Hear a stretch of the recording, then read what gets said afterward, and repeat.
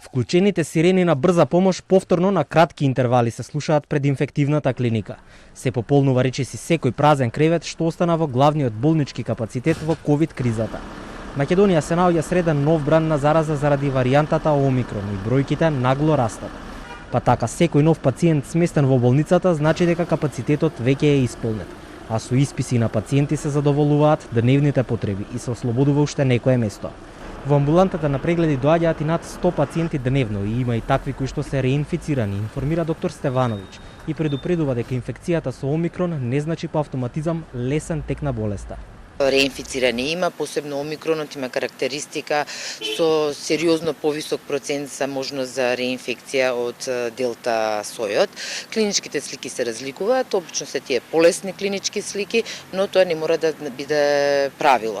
Како што не е ни правило дека инфицираните со омикрон се исклучиво лесни пациенти без тегоби кои значат и недостаток на кислород и потешкоти во дишење, како и други клинички симптоми, посебно кај повозрастните и посебно кај оние пациенти кои имаат повеќе различни коморбидитети и хронични болести.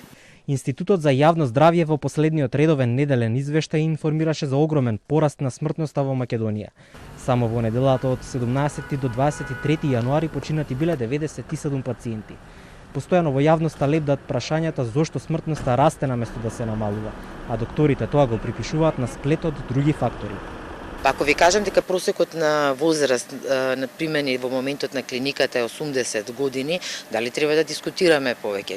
На смртноста делуваме сите ние кои ги чуваме нашите родители, нашите баби или не ги сочуваме доволно. Таа зависи од редовната диагностика, таа зависи од диагностиката на хроничните заболувања, оние тивки болести како што се срцевите заболувања, како што се шеќерот, како што се невролошките.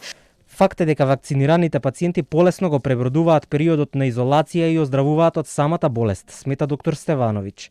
Иако тоа не е правило кај секој пациент поединечно, но тоа се должи и на тежината на другите хронични болести кај нив и влошувањето на истите предизвикано од ковид. А сликата пред вакциналните пунктови е сосема различна од тоа што беше допред некое време. Ако тогаш луѓето во редици чекаат да се вакцинираат, сега на прстите од една рака се бројат оние кои што се пред пунктот за вакцинација.